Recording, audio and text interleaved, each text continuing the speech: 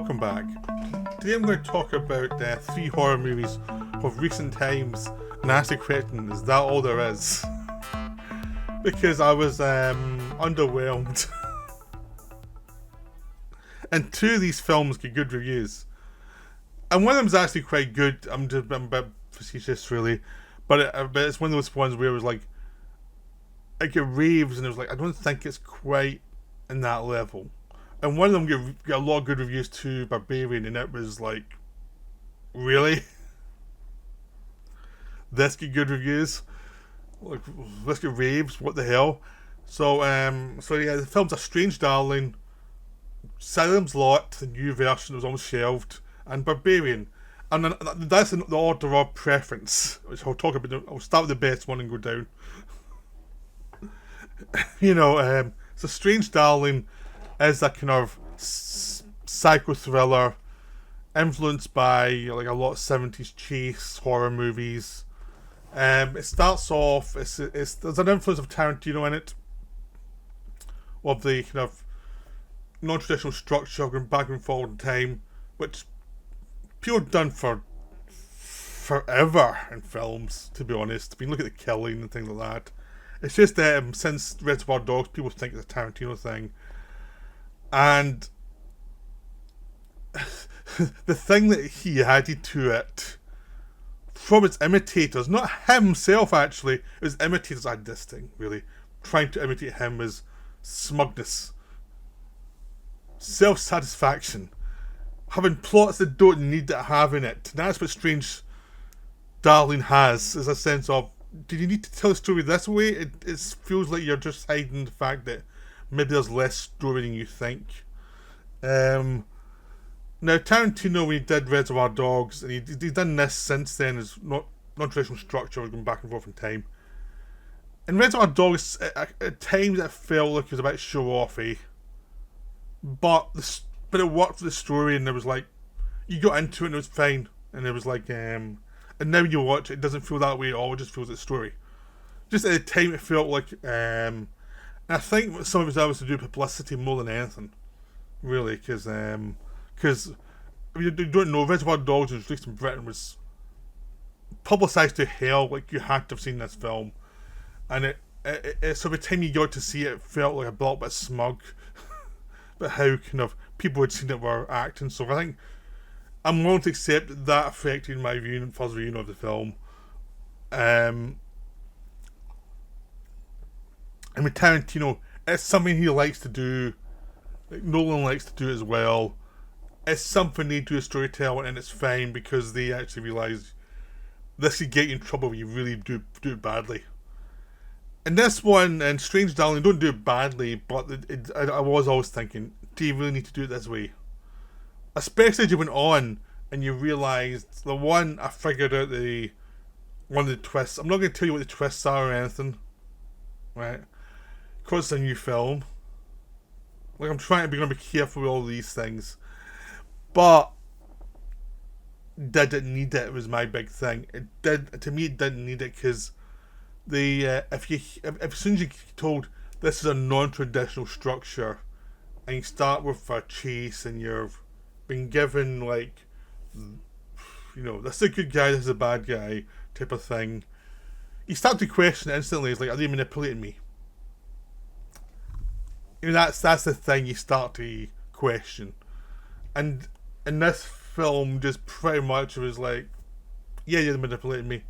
And as the film went on, you realise they were not going to give the strengths of the film and the weaknesses had nothing to do with the structure. The structure helped add some momentum for scenes that maybe would have felt a bit tacked on otherwise. I mean, the first sequence looks good as an opener, but if it came in the middle of the film where it came the story, it might have actually just felt like an action section you might not have needed, really.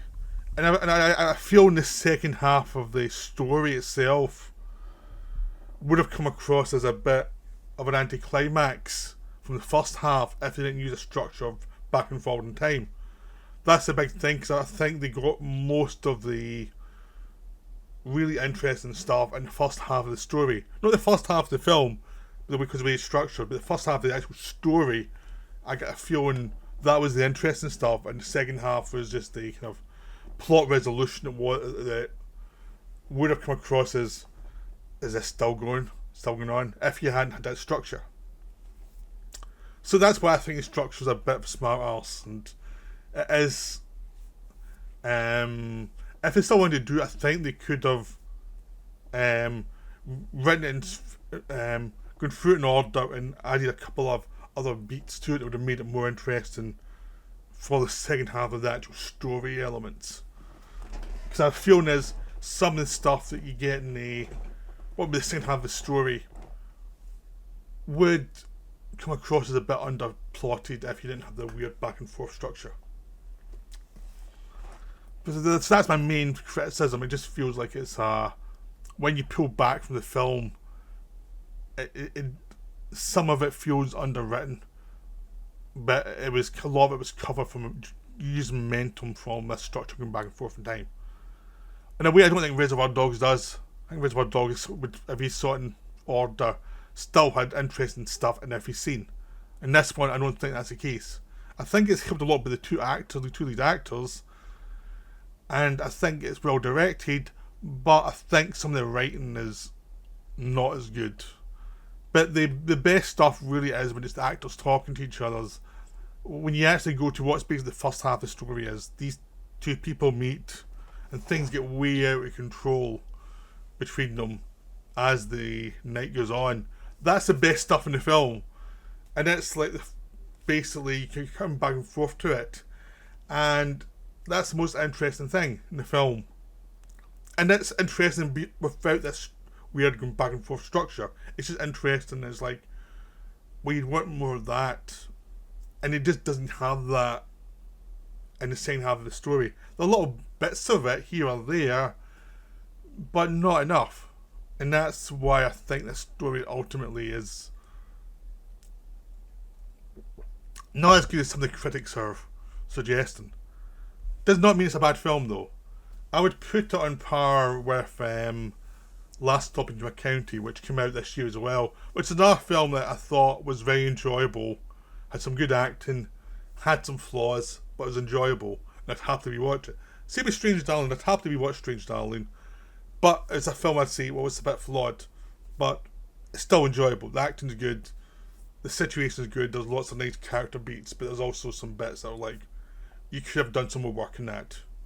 So it's that kind of thing, is like, so when I say that all there is, it's like, you could have spent a lot more time in the script and made it even stronger, because there is a good half of the film is really strong, and the other half isn't so much, and has, things you don't really need, or things that could have been reworked to be better. So that's the peak of what I saw, because the other two films are not good.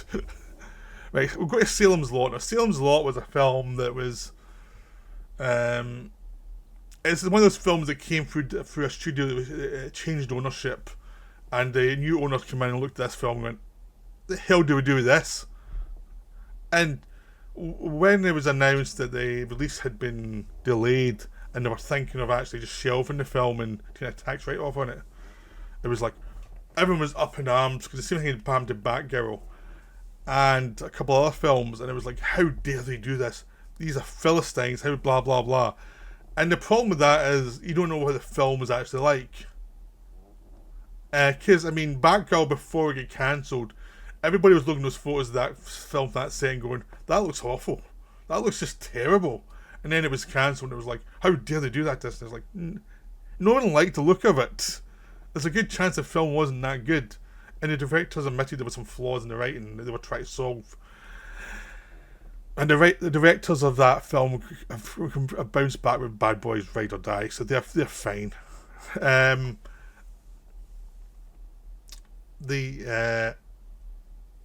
But Salem's Lot was different because it was never officially cancelled. It was just, we'll see what we're doing with it. And then there was those things that were kind of a bit off about it. It was like, it's a long story and it's a 2-hour film. That's weird.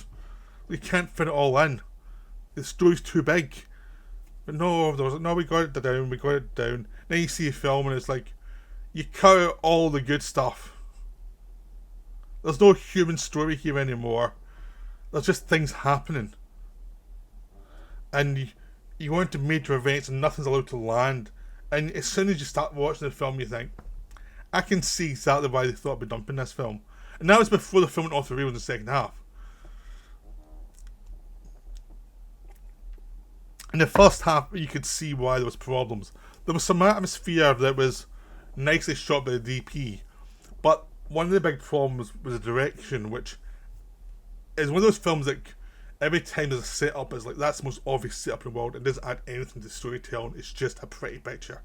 And the whole film's like that. It's just like, I try to do all these pretty pictures and try to do all these like dissolve from, or like clever shots from one scene to the other, rather than actually thinking, what does this scene tell you about the story?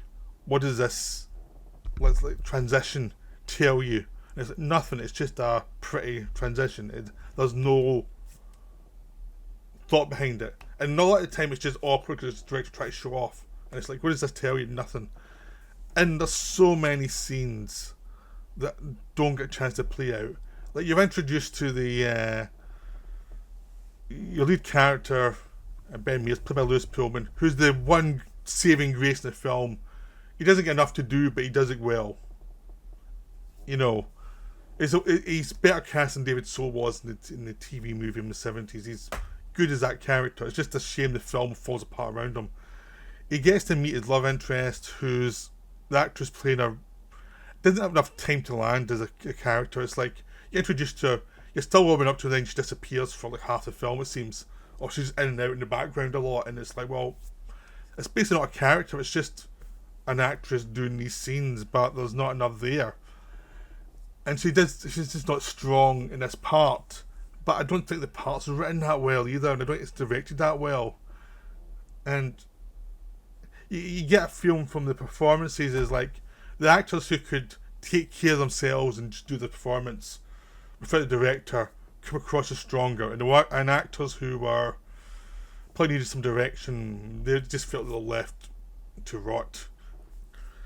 So you get a lot of scenes that are trying to progress the story, but the big horror of this story is the fact that this is a town that's infected by a vampire who comes from overseas, and it's about a town that's dying anyway, but the town is killed off by this vampire essentially. So the vampire's a metaphor for what's happened to the town.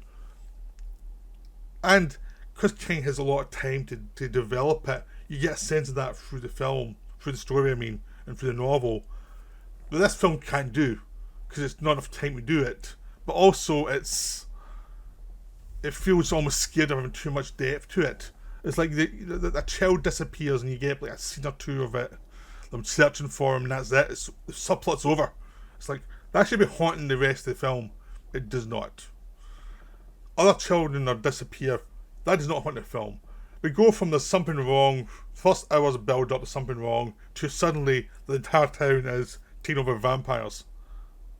In like 10 minutes, it's like, how did that happen? I don't know. It happened much longer in the book, and that's what they needed time for. But even the build up, there were things that were built up, and then suddenly he would just move from place to place, from character to character, so there's no central character.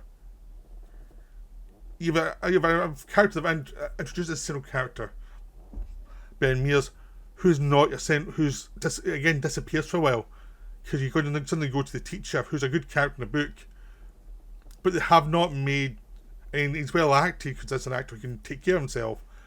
But it's like suddenly you spend 20 minutes with him when you've only got 2 hours of the film, and then you're going to someone else, and it's like, you don't have a through line of a character. You've also got a kid who's a horror fan, and who knows all the lore and stuff. Even though, once they find out the vampires, they had to check up the lore, even though that character would know it off by heart straight away. And all these characters take up space, so you don't have a clue who you're meant to really be following. You're just following these different scenes. And because you're not following anybody, you don't get attached to anybody because every scene's going too fast. When any horror happens, horror needs human connection to be effective. And all you're getting some shots that the director looks pretty. And there's no tension, there's no fear. Also, all the vampire stuff, the crosses light up, which is very 70s style vampire thing. But it just makes it look silly here, because it's like, well, no one believes in that anymore. You didn't have to do that. Once again, the vampire is made to look like Nosferatu, even though he's not that in the book. And it means he doesn't have any dialogue, which means he's a non-threat. They set up the house from the book to be the big threatening thing that where the vampire is, and then don't even the conclusion there, and that's just stupid. It really is. It's like you set this up for a conclusion, you don't have the conclusion there. Instead, it takes place in a drive-in where the vampires are hiding out in the daylight, even though the daylight killed them in their cars, and it's like, this is dumb. And there's a big conclusion where they all get killed, and it's like they get killed because they're stupid. And the film just feels full of stupid decisions. I mean, people die in different ways from the book, but they don't. But what it does is takes away from certain character beats from the book that would have worked better than what they change it to. There's just so many moments in this film that is like, why'd you do that? I mean, basically the last third, it's just lots of things happening. And it basically needs to be rethought and reshot, but you can't because it involves a lot of child actors who have obviously grown up from the time it was shot to when you'd have to do the reshoot, so you can't change all that stuff. But without a big expense. But there's lots of stuff that does not work. And essentially the last third is people running around like headless chickens, and when you're meant to be building your conclusion, you've just got a lot of empty momentum. And it's just a waste of time, really. It's like, how can you possibly screw this up even more? They'll find a way. So I can see why they're thinking of dumping this. And if films come out and it's got at best mediocre reviews, and a lot of people have said similar things to me, it's like, that's the film we were waiting for. It's not good. I mean, actually releasing it means they can just say, look, it wasn't very good, and everyone can see, go, yep, it wasn't very good. So it doesn't have a kind of cult thing of, oh, it's been suppressed. It's like, no, it wasn't suppressed. It was just they saw the film and it was like, oh, this doesn't work. this is terrible. I mean, it's professionally shot, but it's one of those films that's professionally shot, but there's nothing there. There's literally nothing there. And you've got a lot of good actors trying their best, and you know, it's just not a good film. And basically, it's a film that anything that's actually better than mediocre in it is in the trailers. There's just so much mediocrity in this film. So I'll move on, because there's not much more point of me going about me more. So finally, the one that annoyed me most was Barbarian, because Barbarian got good reviews. And Barbarian is a cheat film. Now, I said Strange Darling cheated a little bit because of its structure. Barbarian cheats in the fact that it doesn't follow its own rules like ever. Now, this film is basically crams two stories into one, and basically is a kind of rip-off of Wes Craven from the 70s and 80s, and it's people on the stairs, basically. But it doesn't even function that well, even that, because the plot structure of the first half is so different from the second half that the two things don't match up in any way. Like, there's so many logical loopholes that it's like you can't really ignore. So it starts off with this woman who's going to a rented house for a couple of days to stay over because she's going for a job interview. Now, she's been told it's not in the best part of town. But, so you see her driving into the area when it's raining and dark. Now, I live in Scotland, right? It rains a lot here. Driving in the dark in the rain tells me you can still see when something looks like a bomb's hit it. Rain does not hide that from somebody after driving in. It just doesn't. You can still see it, but they think turning it, not showing it in camera, when you see it later, then you see it later on what it is. It's like that would not hide. That'd be hidden from anybody driving into the area. It just wouldn't. So she goes to this area, and turns out there's someone already in the house which she's rented, and he was double booked. So basically they're both forced to stay there, and the whole thing is you're meant to be looking at him thinking, is he a psycho? Because he's played by the guy who Bill Skarsgård who played It, and he's played a lot of villains, but he seems very disarming, and she's looking at him thinking, is this a psycho? And the first half is about her trying to work out if he's crazy or if he's just a nice guy. And it works fine. It's well acted, but they don't. It's not that inventive though. I mean, that's the thing. It's like, oh, it's like little things might trigger her. Okay. But the direction of writing's still not astonishing for really making you worried about it. At a certain point, you realise he's not a lunatic. The things he has to disarm her, it seems so like something a normal person would do. That you think, okay, if they make him a lunatic, it won't add up. So it's not particularly brilliantly written. And it's like, again, it got raves for that sequence, and it's like, really? It didn't do anything that made it really scary. It just was like, it's odd. So, but they keep on building up this thing, and she goes for her interview next day. That's she realizes the house is in this like basically abandoned area, and it's like, well, why would you put a house there that's actually, like who'd rent a house there? Now the reason for Bill Skarsgård renting a house there is he knows what it would look like because he was trying to find like cheap areas because he works for bands, and I try to find a rundown area to rent somewhere from to make the next album. So actually hiring something there for a couple of days and looking around and finding somewhere made sense for him. And it's like, that's a stretch even for that, but okay, it's more of a less of a stretch than her not knowing when she drives in what it's like. But still, it's movie logic. It's something no one in real life would do, or if they would, they've not set it up well enough here. So she goes back and she's going to leave, and she's getting ready to leave, but she has to go to the toilet, and she can't find any toilet paper, even though there was toilet paper the night before when she was there. Suddenly it's all disappeared. So you think, oh, it must be something, it must be a psycho thing. So this must be the start of the Bill Skarsgård psycho, and she's going round the house and she's locked in one area. And they're doing all this stuff where she finds this door behind the house from the basement. She's in there and it looks like a torture demon, so torture place. It looks like, oh yes, Skarsgård is a villain after all. And it's like, doesn't add up, but we'll see how they do it. Well, he comes back, turns out he's not a psycho, there's something else going on. He gets killed. She seems to be killed, but she's really captured. Then we jump to another character played by Justin Long.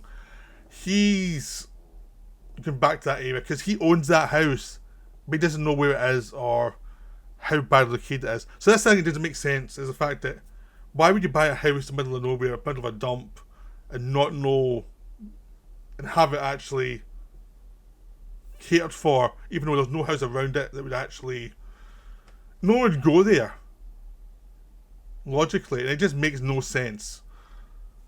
I mean, they'll try to do fairy story sense, but you have to set in a fairy story environment for that to make sense, and they don't find ways to build it up. So the idea of the first half of the movie where it's okay, there's this single location and there's some danger involved, and we also want to do a movie about subterranean human monsters.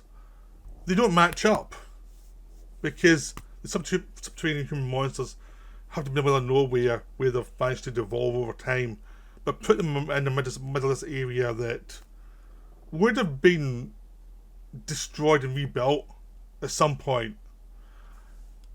It just doesn't quite make sense, and especially with a house there that's actually functioning as a seemingly functioned for a while and making money for this guy. It doesn't make sense at all.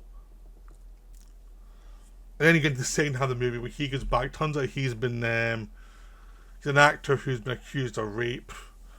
He's come back to sell some property over there, and that's one of his properties. Now, if they'd said the character is back to sell properties, and the properties are being used at the moment, so he has to go to this rented accommodation that he doesn't know much about, then that would have made sense for the story a little bit more, and you could have kept the house be a mystery, like who built it, who owned it. It would have been so simple, and you'd have thinking, okay, this is a genuine mystery, and they're not telling you everything. Instead, no, it's his house, but how does he not know about any of this stuff? It just... And then when he finds out about the areas below the house, he thinks that means more square footage he can sell. And he's such an idiot. And the film is becoming laughable at this point. And then you have like the Wes Craven nightmare creatures. The woman who's devolved thinks she's a mother. The woman from the first half of the movie comes back. And you have the typical like escape from the monster sequence and running around these tunnel sequences, and yeah, it's very kind of Wes Craven, very Toby Hooper, but done like as if they were morons. Because it just, both sides doesn't make sense. It does remind me of Texas Chainsaw Massacre 2, except where the director of Texas Chainsaw Massacre 2 understood he was making a comedy. And this film thinks it's a serious indictment of humanity, of all this world below the civilized world. We have to make sense of that. And doesn't mean it has to be it has to be like concrete real life things. I mean, you look at something like Us, which had an outlandish premise of a whole world of doubles under the country, and it's something to do with Hands Across America. It could be seen as silly, but it was sold well, and you can see this is a metaphor, this is a fantasy metaphor. This one is just like, we get what you're going for, but your plotting is so terrible that it makes no sense. And there's so much going on that it's kind of dull. Now, the actors are trying their best, but I could not get beyond how stupid the film was, and how kind of vaguely written it was, and how, you know, anything to do with the central premise was always like ill thought out, and just weird in a kind of a way that suggests that the director didn't understand horror movies that well. And then the weird thing was, it got good reviews and it got a lot of praise, and it's like, but this is just a lazy riff on stuff that's been done for years. There's nothing new here, and it's done actually pretty badly. Is it because it had actors who are pretty good? I think that's what made it work for some people, but there was nothing here that was actually, you know, in any way outstanding. That's why this video's called Is That All There Is? Because this one's like really a very weak film. And even if you take away how the first half and the second half do not connect at all, there's no logic for what's happening there. It's just not that interesting. It's just nothing there that people escape in easy ways, get caught in easy ways. There's various times the police behave stupidly, but in a way that's annoying. Really, it's meant to be a social thing of, the police won't listen to a black woman in this area and think she's a crack addict. But the way it's done just feels unrealistic, and it just feels like they would have taken her to if she was saying she'd been attacked and she'd escaped from this area, you have to SWAT over there straight away, because people get swatted for the simplest thing is there's somewhere someone's got a gun in this house, and the police come in and charge through, don't care about the rights of the people. And this one, I don't want to enter this building. It's like, if someone says there's kidnapping on, the police would go. There's so many things that are just stupid for the sake of, I'm doing a social conscious thing, and it's like, no, you're not. You're really not. You're just having dumb plot things happening. The whole film just feels this way. I'm going to stop now because I'm just going to rant even more. But yeah, this film annoyed the hell out of me because it was so dull and so mediocre. And it made Salem's Lot look good, and Salem's Lot is not good. I'd rather watch Salem's Lot over Barbarian again, because Barbarian just was... oh. So that's me. I'll stop complaining.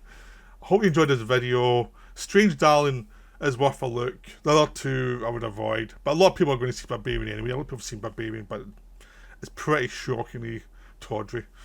Right, that's me for now. I hope you enjoyed it. I'll see you later. Bye.